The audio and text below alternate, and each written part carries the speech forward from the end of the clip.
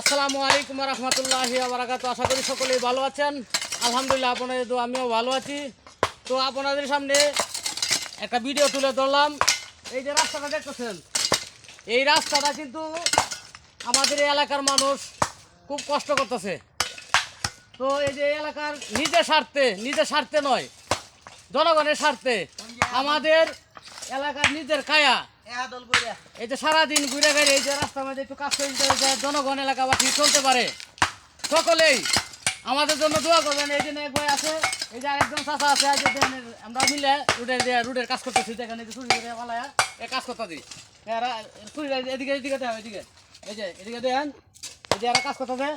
চাষা কিছু কও, এরা কিছু কও, রাস্তাটা দেওয়া রাস্তাটা হাঁটতে করতে খুব কষ্ট।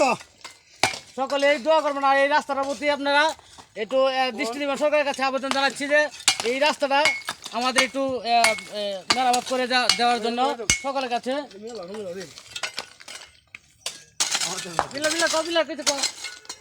আমার কিছু করে দেন তো। আরে কাটলে